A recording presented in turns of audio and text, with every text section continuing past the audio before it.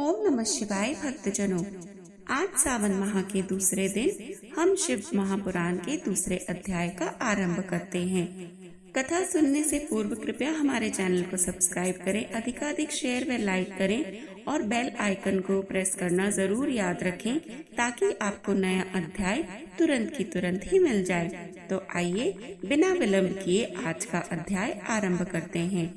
सूत जी बोले, पूर्व काल में जब कल्पों का नाश हो गया और बाद में पुनः इस कल्प का उदय हुआ तो 6 कुलीन मुनियों ने सृष्टि के प्रारंभ होने पर विचार किया कि सबसे परे है या नहीं। इसका निर्णय कराने के लिए ये ब्रह्मा जी के पास गए। ब्रह्मा जी ने बतलाया कि जो सर्वप्रथम उत्पन्न हुआ है उसमें मन वाणी की कोई गति नहीं है तथा जो ब्रह्मा, इंद्र और शिव आदि महाभूतों और इंद्रियों की उत्पत्ति एवं समस्त संसार को पैदा करने वाला है वही सबसे परे है। ऐसे सर्वज्ञ जगदीश्वर महादेव ही हैं जो भक्ति के द्वारा दर्शन देते हैं। रुद्र आदि देव भी उनके दर्शनों की अभिलाषा रखते हैं।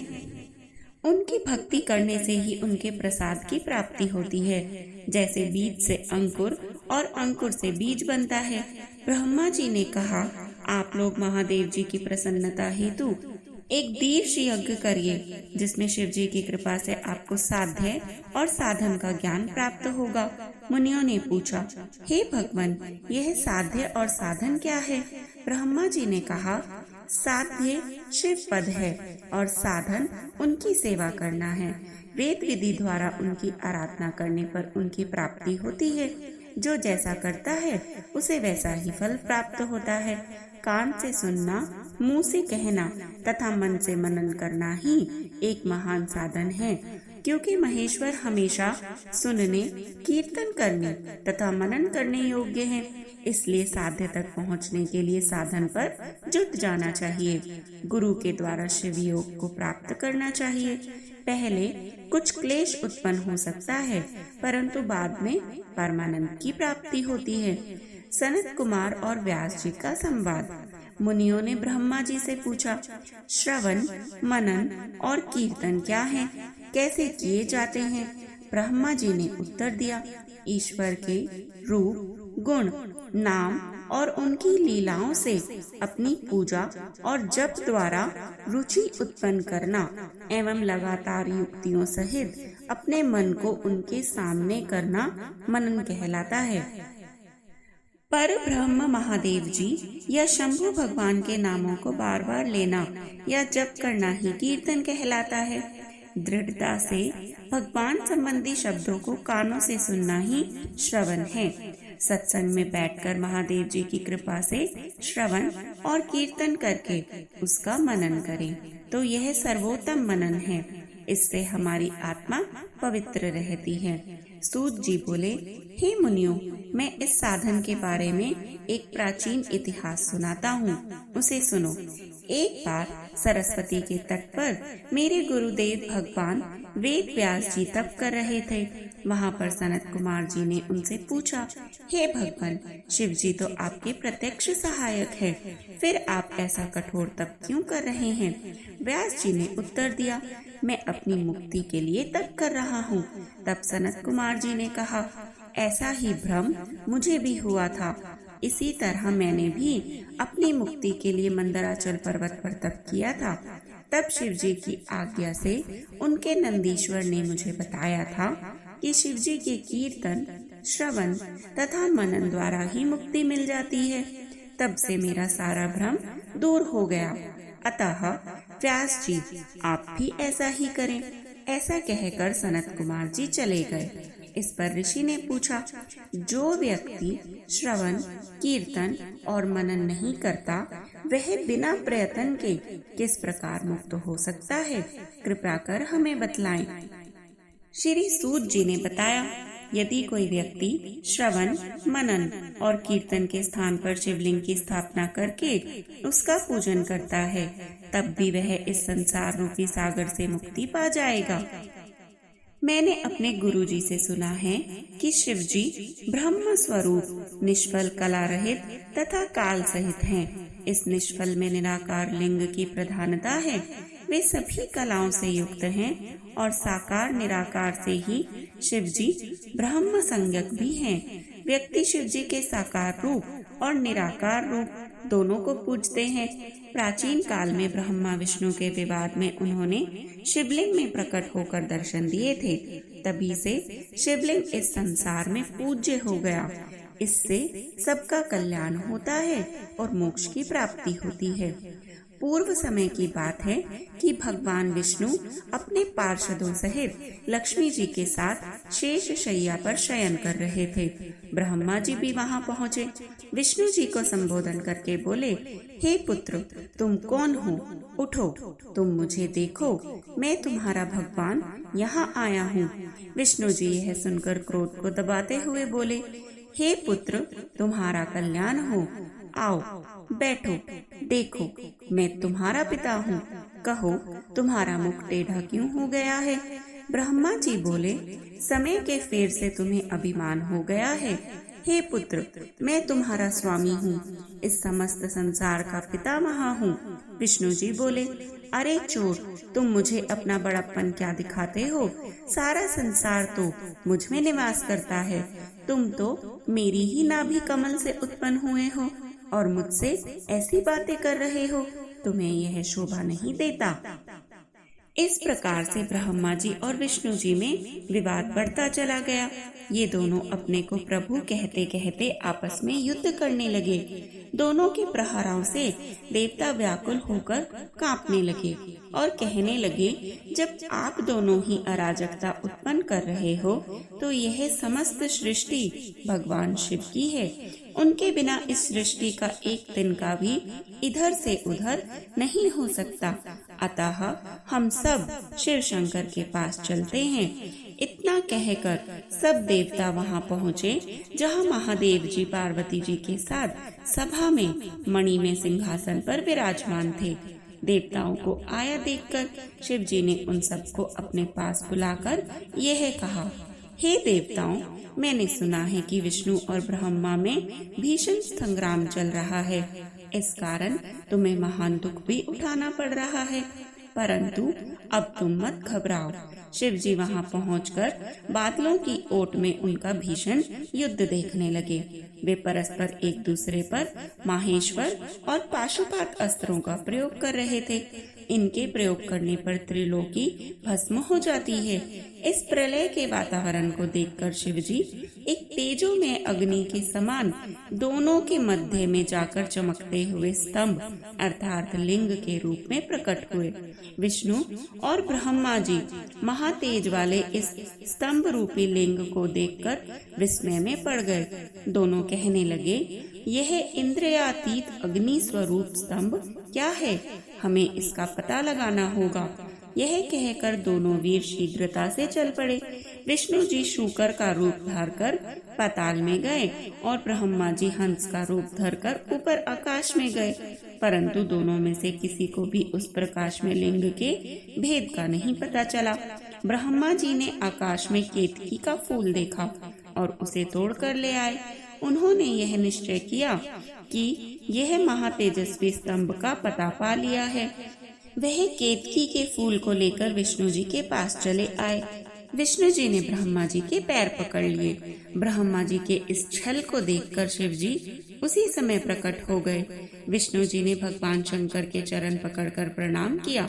विष्णु जी की इस महानता से भगवान शिव बहुत प्रसन्न हुए और उन्होंने प्रसन्न होकर उनकी सत्यवादिता की प्रशंसा की और अपनी सम्मता प्रदान की।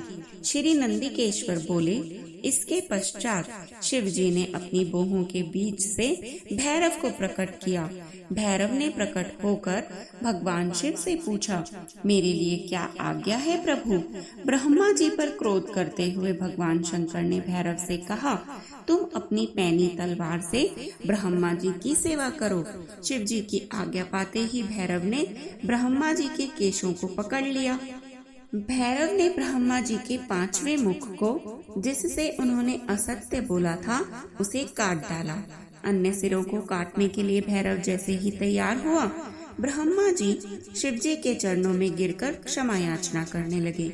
विष्णु जी ने भी जब भगवान शिव जी के चरणों में गिरकर ब्रह्मा जी को क्षमा प्रार्थना करने लगे, तब वे बोले, हे भगवान, आपने प्रारंभ में ब्रह्मा जी को 5 सिर दिए थे, अब इनका एक सिर कट चुका है, अब आप इन पर प्रसन्न हो जाएं। भैरव ब्रह्मा जी को छोड़कर बोले, हे ब्रह्मा, तुमने अपनी प्रतिष्ठा और ईश्वरत्व के लिए छल कपट किया है, इसलिए तुम सत्कार, स्थान और उत्सवों से विहीन किए जाते हो। ब्रह्मा जी शिव जी से वरद और स्वामी कहकर अपना 5वां सिर मांगने लगे। इस पर शिव जी ने कहा, अराजकता के डर से मैं संसार की स्थिति बिगड़ने नहीं दूंगा। हे पुत्र, जो अपराधी है उसे तुम दंड प्रदान करो। तुम गणों के अधिपति होकर रहो, लोक मर्यादा का पालन करो। इसके पश्चात शिव जी ने केतकी के फूल से कहा, तू भी इस झूठ में शामिल है, अतः तू भी मेरी पूजा के योग्य नहीं है। शिवजी के गणों ने केतकी को दूर भगा दिया। केतकी शिवजी से हाथ जोड़कर बोली, हे स्वामी, मुझे माफ करने की कृपा करें। हे प्रभु, आपकी कृपा से कुछ भी दुर्लभ नहीं है। शिवजी बोले, मेरा वचन कभी मिथ्या नहीं हो सकता।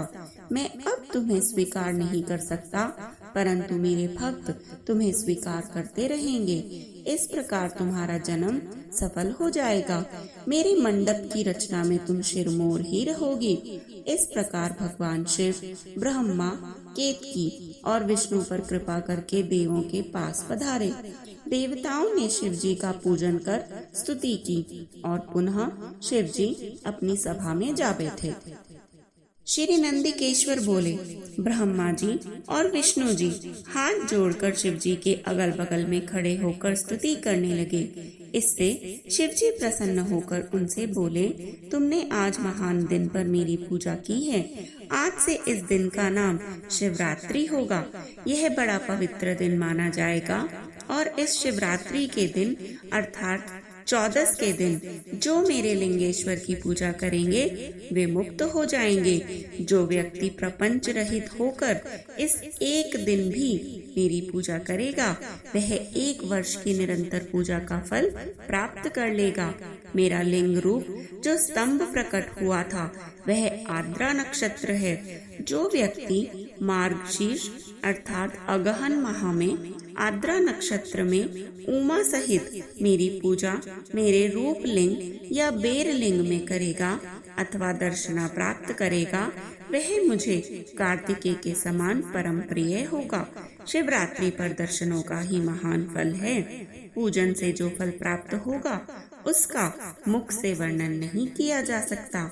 तुम दोनों की युद्ध भूमि में जहाँ मेरा लिंग स्तंभ प्रकट हुआ है वह अरुणाचल के नाम से प्रसिद्ध होगा। यहाँ पर शरीर छोड़ने वाले व्यक्तियों की मुक्ति अवश्य होगी।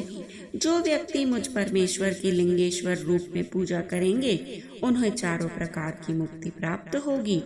भगवान शिव की बात सुनकर ब्रह्मा जी एवं विष्णु जी ने कहा, हमें आप सर्ग आदि के 5 कृत्य के लक्षण भी बतलाएं।